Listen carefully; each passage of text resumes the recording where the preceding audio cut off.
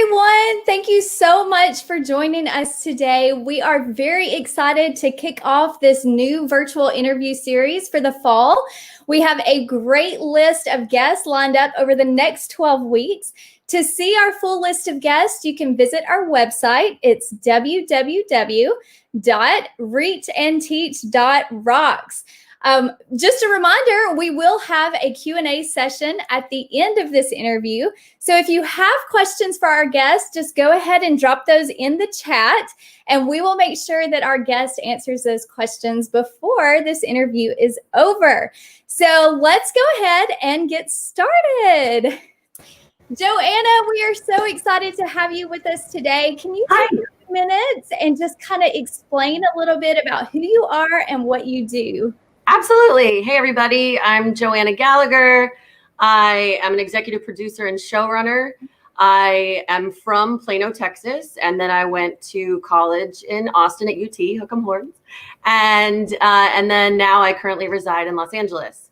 I work in production as a TV producer, doing a lot of live event shows, everything from comedy, music, festivals, anything that's sort of like an event where obviously what we all are craving to do these days, to go and enjoy a live spectacle, or sometimes live to tape, which means we film it like a live experience and then it might get edited down and then put together. I'll do competition shows, award shows, all of that. So like the iHeartRadio Music Festival or award show, like I got to work with people like Garth Brooks or Kelly Clarkson or Chris Pratt to do some behind the scenes stuff or prep them to go on stage. I produced a bunch of the Comedy Central roasts for Comedy Central, and that was like James Franco, Alec Baldwin, Justin Bieber, a bunch of different comedians on that would be like Kevin Hart, Nikki Glazer, Ken Jeong, Blake Griffin, and Peyton Manning and Shaq are all sports stars who became comedians on that. Musicians like Snoop Dogg or Jewel or Ludacris.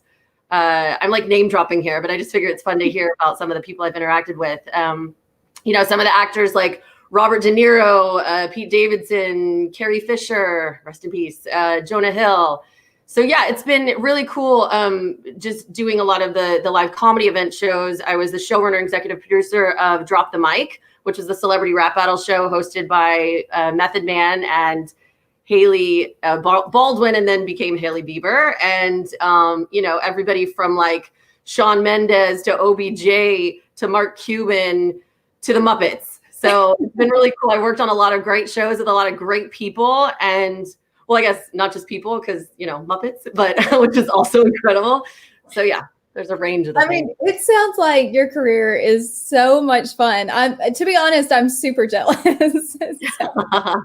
It's a lot of fun. It's a lot of work too, but it is a lot of fun. I mean, when I get to say that, like, I was really lucky to work on America's Best Dance Crew from the very beginning, all 7 seasons of it. And so y'all might have heard of the Jabberwockies or on that, that transitioned really seamlessly into working on The Sing Off for NBC. And so people like Pentatonics are really well known, or I'd work with the judging panel specifically. So got to be friends and, like coworkers, but also buddies with the host, Nick Lachey, or the judging panel, Ben Folds, or Sean Stockman from Boyz II Men, or Sarah Bareilles, and still, keep in touch with those guys. So it's fun. So with you being a producer and a showrunner, can you explain a little bit about what your day-to-day activities, like when you go into work, what does it look like for your career? Well, I'm a freelance producer, so my day-to-day activities vary a lot, but there's a lot of similarities when it comes to the different stages of production. If it's in development, pre-production, production, or post, so like the editing side. But so in development, it'll be coming up with ideas for new creative shows or pitching something either with a celebrity attached or sometimes just with a production company or the network executives, and you're coming up with show ideas. Or, it might just be developing something quite quickly. Like I was really honored 10 years ago when the really sad devastation happened with that earthquake in Haiti. There was a program that we put together called Hope for Haiti. And that was produced by George Clooney and Joel Gallen. And Joel Gallen's like one of my mentors, and he brought me into this. And it was really cool because like for a week, I was sitting in a room with these two powerhouse, people in entertainment and just brainstorming and just coming up with ideas of like who to get, how to rearrange the show. and like what that's going to be, and then execute it in a really, really quick turnaround, but in a way that felt like we were doing some good. And so that's really fun. And then also, like, while I was on ABDC, I was able to help create this singing a cappella competition show, and that turned into the Sing Off. So that's some of the development kinds of stuff. And then in pre-production, I'll prep show ideas, I'll create a rundown and work with a supervisor to do that. Rundown will basically be like a show order, like an outline kind of, and it has timings and all that. I'll review scripts, I'll meet with talent teams, I'll discuss creative. And as a showrunner, I actually hire a lot of the creative roles, whether it's producers, editors, various people on the production team. And then into the show days, in the production side of it, as a showrunner, I oversee the team of the day-to-day activities. We work really closely with the exec in charge of production or line producer, who oversees the schedule and the budget and like the logistics of it all. I've worked as a showrunner, but I've also been hired to just be a producer to help out on other big, huge projects where I might do a backstage production where I'm like overseeing and telling talent, like, cameras are coming by, or, maybe do an interview with them. I work really closely with on-air talent. Whether they're on camera for, like I said, a behind the scenesy kind of thing, or if it's like pre-produced where they're standing in front of the camera and reading to a teleprompter. I interact with the artistic teams from like the glam squad, like hair, makeup, wardrobe, the art department, props, and then also, tech people from lighting and camera and audio. And it's really cool just because working in production so often with a lot of the same people, even though it is freelance, is fun because then you interact with the same people again and again. And most of what I do is like a live event, like I said, whether it's live, like People's Choice Awards, where I was able to be an AD this last year, when I was able to join the DGA when I was a stage manager on the Independent Spirit Awards a few years ago. And that also was live. And then other things that might be live to tape, like in front of a live audience, like Drop the Mic or the Comedy Central Roast or Kids' Choice Awards. And then that last little piece of it, I guess, is the post-production side of it, which of course, if it is live to tape, like those last couple ones I mentioned, we do then go into edit. But it isn't just about after the show, because a lot of post-production has to do with the video playback, like just like the intro to this show. You have to create it before it gets edited, before you see the actual show itself. And then it gets seamlessly like built in, whether or not a host like throws to a package, or maybe it's an intro package or a nomination package or whatever that is. And sometimes with those, it isn't a lot of edit time. And a lot of it, there's a really, really quick or tight turnaround where, you have to essentially put together a show, produce it, and then edit it, and it airs within a day or two or a week or whatever it is. Might be really tight. Like on ABDC, we used to film on Tuesday, edit Wednesday, it would air on Thursday. And then we would repeat each week on and on and on and on like that throughout the whole season. Or like on the iHeartRadio Festival concerts, that was a whirlwind of fun, but a lot of work, because we would be flown out to Las Vegas. We would be shooting a couple days of this massive concert event. And then, and I was overseeing a lot of the like backstage content, whether or not it was artists coming and going to and from stage. Or one year I did it where it was a backstage with, one day was Lance Bass from NSYNC, and the other was Lonnie Love, the comedian. And they were basically like bringing different people into the backstage area. Like they were playing a fun game with Leonard Skinnard or Kelly Clarkson or Carrie Underwood or whoever. And so it would just be a lot of fun, interacting and overseeing that, but taking notes so that I knew that when I got into the edit, it was a little bit more seamless. And that year, actually, DJ Khaled performed and kept bringing more artists on the stage. And I think what was cool about getting to meet him then is being able to work with people again and again. So like the next year, he was on the host of Kids' Choice Awards, and I was there. And so he remembered me, and it was nice because it's like we already had a rapport. And then earlier this year, actually, he was the pre-show host. We call him the prom boss for the MTV Prom-Athon, which was a digital virtual prom, obviously, because in the world that we're living now, everything has to be remote because of COVID and we're all being safe. But it was really cool because I was like, hey, it's so good to see you. It's been so long. And in true DJ Khaled fashion, he goes, and another one. And I was just like, I got another one. So that was cool. Yeah. Oh, and then another guy. So Ken Jeong, who is this incredible, actor and comedian. He was a judge on Roast Battle that I produced many years ago.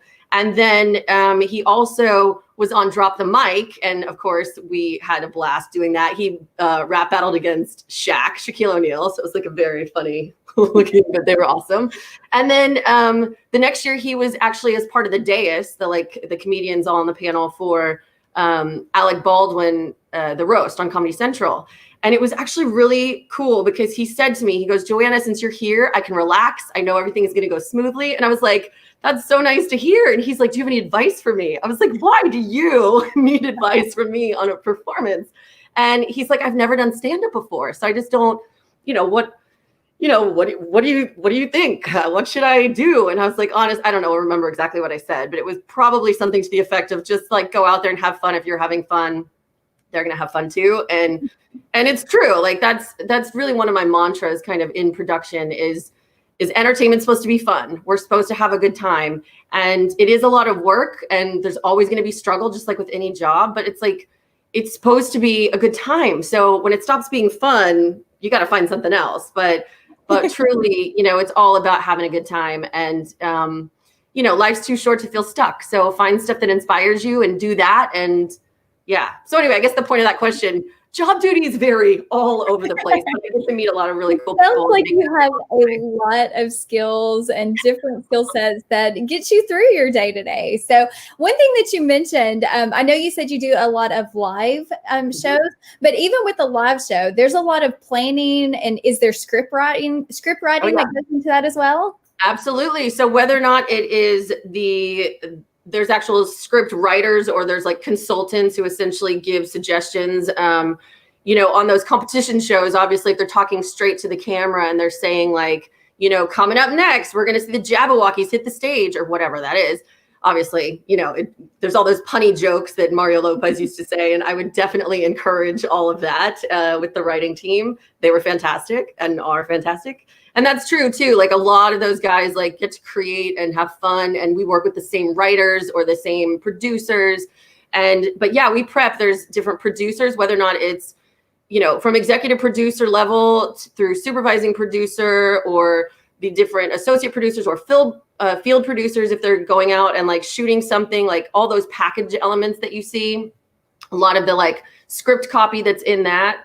I mean, obviously we're not going to script too much when we're doing an interview, but obviously when you ask questions, you kind of know the answer that you're going to get if you know what the dance move was they did or the song choice that they had or what the comedian is going to, give a good burn on stage or whatever. So yeah, I mean, there's so much prep that goes into it that once it gets to the show day, hopefully you're just filming it and creating. You're not actually having to like reinvent anything, but obviously we get thrown a loop and then you just kind of got to deal with it and figure it out. But just kind of roll with it. Yeah. So it sounds like you're at a very high peak in your career. You've done a lot of amazing things, but I know that probably didn't happen overnight. So can you tell us a little bit about your journey from graduating high school to where you are now? What happened in between there? How did you get there? Oh, for sure. So from kindergarten through high school, I was in Plano, Texas, and graduated after that, went to University of Texas, where I started as a theater and dance major because I always wanted to be a performer. And then ended up, interestingly enough, weren't getting a lot of roles in the theater side of stuff. And a friend of mine was like, oh, we should audition for the TV and film students. And I auditioned for 3 different things and landed 2 of them. And I remember sitting in the studio watching one where they're moving cameras and lights around. And I was like, I want to do that. So I ended up adding radio, TV, film production. And so I got a BA of theater and dance, a Bachelor of Arts of theater and dance, and a Bachelor of Science of radio, TV, film production. And then after college, I was still in Austin. I was just trying to look for work anywhere in the entertainment field. I ended up working at Clear Channel Radio and doing like radio promotions for a little while. There were a handful of films that came through Austin at the time. And I was a background actor, like an extra on them, just to sort of get the experience of being on a set. And interestingly enough, I had applied to be a choreographer because I was a dancer and a dance teacher and a choreographer since like my first job ever was when I was 15 teaching dance. But so dance was always like in my blood and my passion. And so I applied to be a choreographer for this particular film that was coming through town. And I didn't hear from them. So I was like, all right, whatever. But then they were hiring background actors to be a part of this big scene. And the first AD saw me and was like, oh, hey, I'm so glad you're here. I want to introduce you to the director. Well, that director was Peter Farrelly. That film was The Ringer. They brought me aside, talked to me, and they said, hey, this is the Special Olympics. They're having this big gala at the end of the film. We need somebody to come in. And so I basically choreographed and directed like 200 people doing this like dance party scene to the live band that was playing while Katherine Heigl and Johnny Knoxville had this like moment. And so, I mean, it was kind of crazy. And to this day, it's still my only first and only theatrical feature film credit. But fun fact, I was actually able to go to the premiere because I had moved to LA by then. So it was, happenstance, but it was really cool. But also back in Austin, before I actually came to LA, I did see a posting online just randomly. I can't even remember what site I saw. It might have even been Craigslist or something, but for an associate casting producer position. And I applied and I got the gig. And it was really cool because it was more about meeting people a production company that was from LA. And even though I wasn't really into like the idea of pursuing just a casting or just personally or reality shows or whatever, but I was like, I just want to be involved in production in some way. And it just so happened that those people were like, we can't offer you a job, but if you move to LA, we'll help you land something. And it was really cool because those people mainly produced live event shows, award shows, concert events, comedy shows. So it was really, really great because I just kept pursuing, meeting the right people and keeping those connections and just up and moved. And then once I got to LA, it was just, clawing my way from the side of working as a production assistant. And I moved very quickly up the ranks through logistics as a coordinator and as a production manager. But I really just wanted to be a producer to do like creative roles. And, the good thing is I was able to, connect and get opportunities and build friendships. And so once I was provided the opportunity to be a creative producer, on ABDC, it's like I worked so closely with Mario and JC Chazé and Little Mama and D-Trix, who happened to be a performer originally on the show, in Quest Crew, and then became a judge years later. And then I'm like coaching him on like, here's how the show works. And then like a decade later, I brought D-Trix on to choreograph an opening number for a variety show with Jane Lynch. And then just this past spring, I reached out to him again because I was doing a show called Move With Me for International Dance Day, which happened to be all done remotely, where we were reaching out to choreographers like all over the world. So Matt Stefanino was hosting it.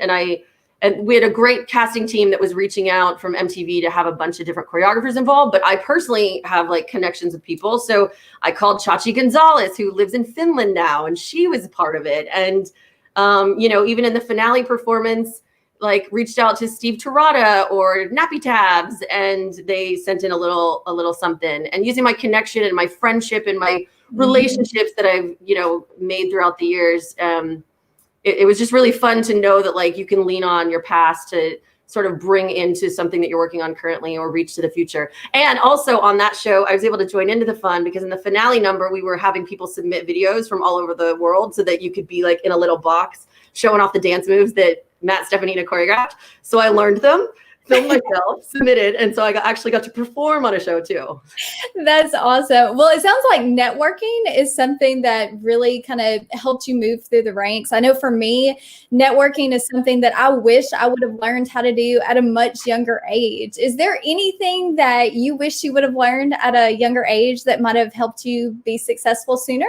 Yeah, I mean, I think knowing that when you learn something, it's one thing to learn it and it's one thing to truly understand it. So I think it's kind of a weird thing to say. I think I didn't realize how important it is to fail, or not to completely fail, but to make mistakes. Like I was always really lucky to have supportive parents who encouraged me to take chances and remind me that, mistakes help you to grow. I had teachers like that too. And I always knew that, to not know the answers is okay.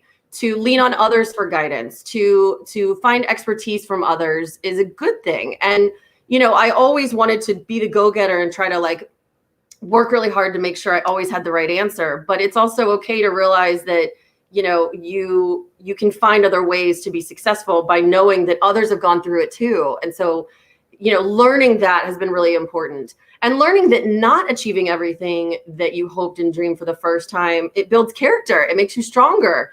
Like choosing the right thing and the right path and focusing on, how to make the right decisions isn't always necessary. But like you have to trust your gut and then realize, like when I was in school, I wanted to be an actress and a dancer and a singer and a performer. And that was like, if I had kept those blinders on and not been open to the idea of producing it too, I never would have seen this world of me being able to create entertainment. And now I'm so lucky enough that I've honed all these skills and I've taken the different facets of what has been exciting to me in production and in performance and in entertainment. And I'm now a part of the world I always strive to be a part of, just because it was my goal all along. And it's totally okay to fake it till you make it kind of thing. It shows strength when you can lean on others too. So it's just finding that happy medium. And especially now working remotely, it's so weird. The way of the world is weird. The way we're communicating it feels weird and foreign. And so we're all in this together, even though we're apart. And everyone keeps saying that, but it is so true. And so, yeah, I feel like just finding a way to just remind myself that it's okay, that I don't have to have all the answers. I don't have to be perfect all the time, but that's why there's experts in different places that, we all learn and grow together. Yeah, I love that so much. You mentioned earlier that when you went for an audition, you saw the lighting specialist and the production crew and those. And I feel like maybe you kind of discovered new careers at that point. Could you tell our students maybe a few other careers that you've discovered since high school? I know for me, it seems like I learn about new careers every single day. And I just want students to understand that there's so much out there. So what are the careers that you've discovered? Yeah, I mean, growing up, obviously, I knew actors, directors, people with technical skills, like a camera op or an editor.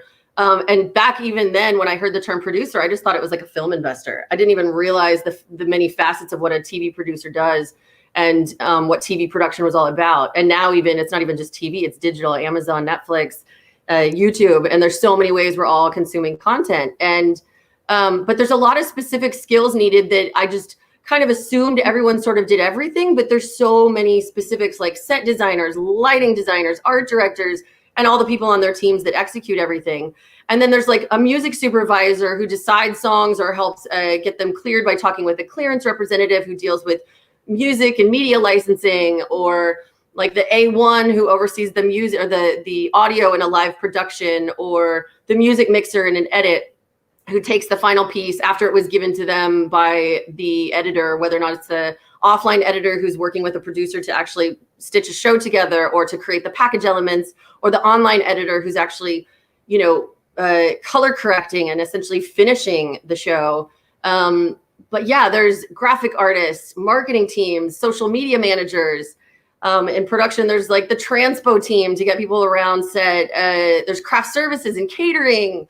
I mean, everything from TV and film, like movies and digital and music and creating music jobs and video games. Like there's a job for everything in entertainment. If there's something that you want to consume, it took tens, if not hundreds of people to create what it is that we are consuming when it comes to entertainment. And, there's so many new ideas and new opportunities and so much new content and ways to consume content than there even was like 20 years ago. So for me, I can only imagine what the next wave of innovation is going to be. And so that all of y'all listening out there, like what you'll be like in 20 years, you'll be answering these questions going like, oh, I didn't know back then in 2020 that, this could be possible. And so, the technology is growing. And so jobs are going to be constantly new. And it's like, if you can dream it, I'm sure it exists already, or if it doesn't, create it and be the first. Yes.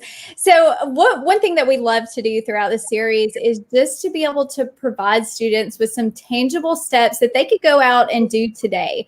So if there's students out there that are interested in the entertainment industry or being a producer or a showrunner, what is some advice that you have that they could do today while they're still in high school to get them to that point? Yeah, I think whatever your passion is, do that. If you're interested in something, do that. If you love to paint, paint. If you love to write, write. If you know someone who has a job that interests you, talk to them about it. If you want to be a filmmaker, watch old films. If you want to be an architect, read books about structures and like anything that has to do with creating, like it's all out there, but you can find ways of doing it. Like we have the ability, we can use our phones to just like film ourselves, or you can create a music studio at home or whatever. Like, and something I think that can be done is just using the internet to your advantage. Obviously, if there's a way for you to do like an internship type position, obviously jump right onto that. It might be hard in the times of COVID, but maybe in this kind of situation where there's like a Zoom, or you might be able to, listen in on mute or just ask questions, or, just learn from people who are actually involved in doing that. And that's the best way. But truly, it's just get out there and do it. But, work hard, show up, be persistent, do the work, develop good habits, because being in high school is not just about making an A on a math test or making sure that you understand, some history chapter or whatever it is. Like, it's doing the work, being held accountable is really going to set you up for success later. And I'm sure all of y'all's parents and teachers have said this, but it's true. It's like, having good habits and just becoming a good leader, but also a good collaborator is going to take you really far, even if it's a skill or a job that you're interested in that you know nothing about. Having that foundation of being a good person is truly going to take you far. I'm really personally very proud of that. Like, I surround myself with really good people. I like to bring the same groups of producers and editors and writers on board with me and on from show to show, just because we have a good rapport.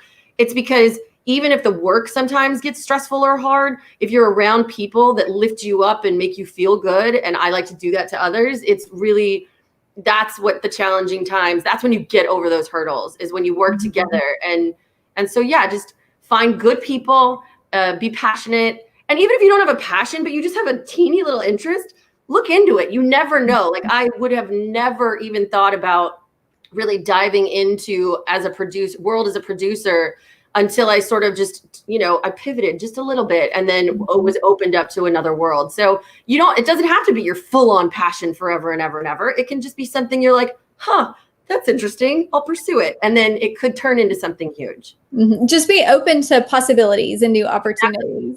Exactly. I think that's one thing that's going on right now. Like, you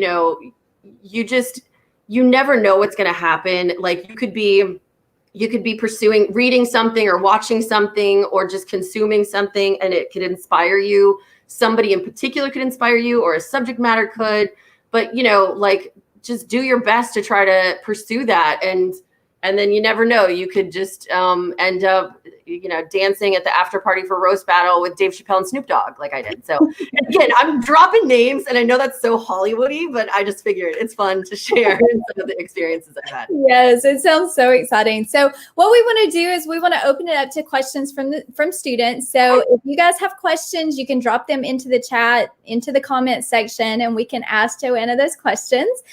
We have had some questions submitted early from students, so I'll go ahead and ask you those as new questions come in. One of the questions is, what should be my very first step in becoming a producer? I think there's a couple different ways you can go about this. If you can intern or become a production assistant, absolutely do that.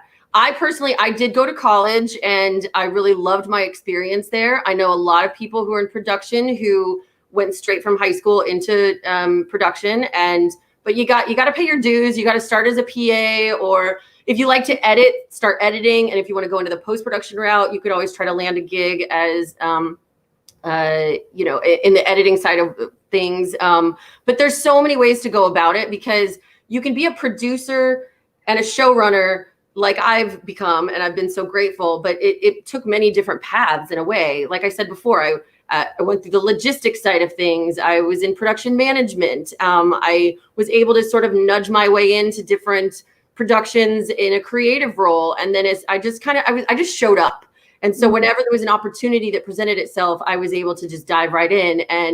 And I was consistent with actually showing up. And once you pay your dues, you'll finally be able to start picking and choosing a little bit. And you'll be able to say, like, okay, maybe this one job isn't right for me, and I'll wait for the next one. Or, your worth if, they give you a little issue on whether or not you'd be right for the gig or whatever it is. Yeah, you get to make choices. So first step is just find some avenue in, whether or not it's as a PA or as an intern, and then just meet with other people and ask advice and try to, you know, figure out a way to maybe have some sort of mentor, or just surround yourself with people who are doing things that you're interested in doing. And then just keep showing up, keep doing the work. That's what I always tell our students. Don't ever be afraid to ask. The worst thing they can say is no, but just, you know, taking that first step, asking if you can be there, asking if you can be involved in any way. You never know when that's going to be your foot in the door to something amazing. So. I absolutely would send my resume out over and over and over and over again and barely get responses. But you know, all it takes is just one. Once you're in, you know, the door starts to open up, just kick it wide open and just show up and be there and do the work. And then who you are, like I've said before, who you are in the relationships you make are going to help build you up. And I'm sure you guys have heard, there's plenty of people in this industry who are not nice people, or who, you know, are more like tyrannical about stuff. And you hear that people have, you know, bad raps about certain stuff, but the ones who really truly are the most successful and are really truly, as I can see, are happy doing what they do and love what they do, are the ones who just make good connections. And that's really what it's all about. Like, obviously the work is going to come and go, especially because I'm in freelance. Sometimes I work a lot, and then other times there's a little bit of a pause. And that is a challenging thing about working in freelance, but it is something that I love, and I strive for that challenge of show to show to show. Yeah. So speaking of challenges, we have a question. Excuse me. What has been your biggest challenge in your career? Sure. Wow. I think like an obstacle or challenge, just saying no is tough. Working really hard to prove that I'm, you know, good at what I do, and saying no to a project that isn't the right fit or whatever. I think a challenge to push forward and pay your dues is definitely a way to grow in this industry. You got to find ways that sometimes you got to suck it up and do jobs you don't want to do. But that's true with anything. I was good at logistics and scheduling and all that. And so the silver lining and all that was I got to do a lot of really cool shows, like went to CMT Music Awards in Nashville, or Fashion Rocks in New York City, or CNN Heroes was in New York the first year, or I even was in Florida for a Barbra Streisand concert. But all that was a like logistics role.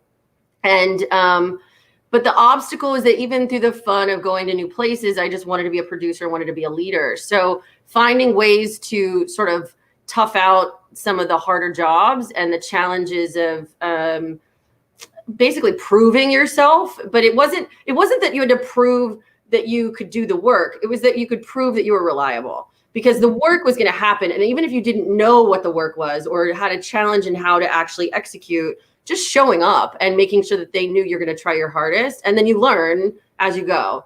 So there's challenges involved in every stage of it. There's still challenges that I face. I mean, there's plenty of relationships and moments that I have where I just want to make sure that everybody does, you know, everybody gets along and we make a good show and we have a good time. At the end of the day, it is a job, so we do have to work, but like having fun while doing it is important. So yeah, there's challenges for sure at every stage. Yeah.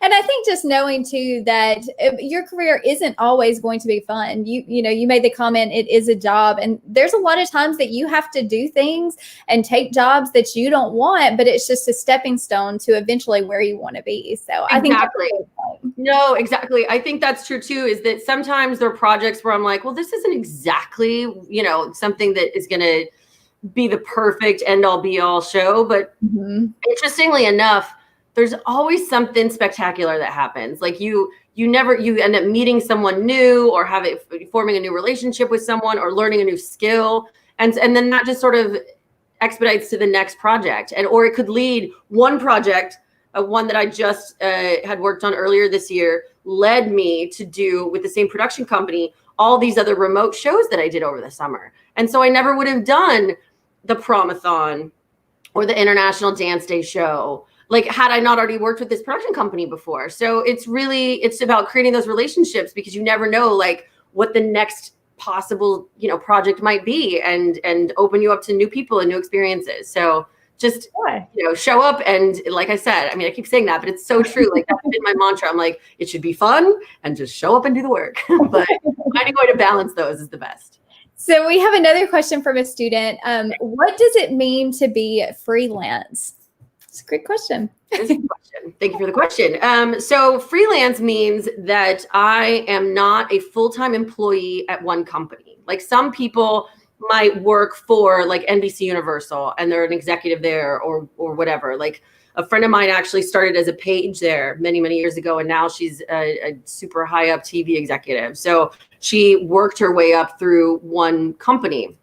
Other people might be part of a production company or at an edit facility or producing for a specific network or production company. Whereas I, as a freelancer, will go from job to job. So if there's like a 3-week project or a 3-month project, I'll get hired on for that.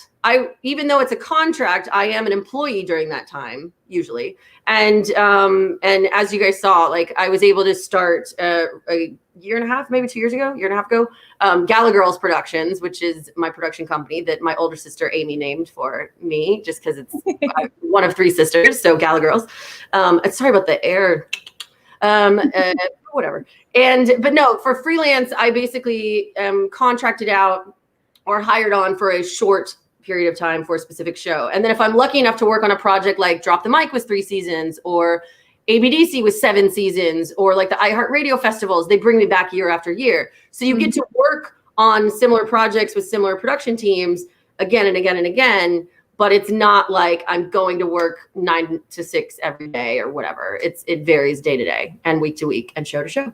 Yeah, that's a great explanation. I know so many times we toss around these words and we want to make sure that students understand what it means and the different options that are out there. So you don't have to be a producer for a company. You can be a producer freelance. And there's different, it takes all kinds. Like I know plenty of people who are so happy going into the same office every day, doing the same, not the same work, but going and seeing the same people and doing that job. Whereas I thrive on project to project. I couldn't see myself tied to one desk, one office, one place, even though it's different jobs and different shows that had come and go. I like the idea of now I work with this production company and work with this group of people. And then I move on to this production company and work with these people and then bring some of those people over here with me so that we can all work together, but do a different show. So to me, there are times that it's like, oh my God, when's the next job going to happen? But it always works out because, something always comes up. There's always new shows that are happening. Yeah. So we have time for one last question. And the question is, how long did it take you to get from when you first started to where you are now? Absolutely. Well, that's fairly simple to say that time-wise, I moved out here 15 years ago. So really working as like a coordinator and producer has been about 15 years in the making. But interestingly enough, the first few years when I was working more in the logistics and all that, and I really, really wanted to pursue the creative path, as soon as I made the jump, I was able to grow fairly quickly from like supervising producer to co-executive producer to showrunner. But it was just a matter of like interacting with the right people at the right time. It was more just like finding that they knew my skill set was something that I could do. And so working on different projects and working with a lot of the same producers and executive producers or network executives led me to do that. But it just varies. Like now that I've been an executive producer for a few years, a lot of the skills that I had in the earlier years, even just as a supervising producer, I was taking on leadership roles that are very like identical to the job I do now. So it was like I was already doing the job. I just didn't get the credit yet. But then once you get the credit, then you actually are in the leadership position and you are expected to know the answers and make the decisions. But guess what? I don't know all the answers. And I do make most of the decisions, but I still lean on the guidance and expertise of others to get everything done. So it does take time, but you know, if you find a path that interests you and you just keep plugging away at it, you'll get there for sure. Well, thank you so much for your time today. I've enjoyed chatting with you. You've had some wonderful advice for our students, and we just really appreciate it. Is there anything you want to add? Maybe last advice or anything for students? Well, yeah, I think one thing that's really important is, find something that you love to do, but don't worry about it if you decide you don't want to do it anymore. Like someday I may decide I don't want to produce anymore. Like, I mean, that's not in the foreseeable future. That's not going to happen because I still love what I do and I'm still into it. But like, I'm open to whatever life throws at me. I really want to feel like I attempt to do things with grace and lift people up around me. If I fall, I dust myself off and get back up and keep going. And I lift those around me to come with me on this journey and make connections with those people. And we all rise together because that's what it's all about. And, if I decide someday I'm like, well, I'm done with this, I want to pursue something else, that's okay. Life's too short. We only have one. And, just find stuff that makes you happy and surround yourself with good people and you're going to be good. I love it. Great advice. Well, thank you. You have a great afternoon and definitely check back in the weeks to come. Every Thursday, we'll have a new guest and our guest lineup is on our website. So check that out and we will see you guys next time. Thanks, y'all. Bye.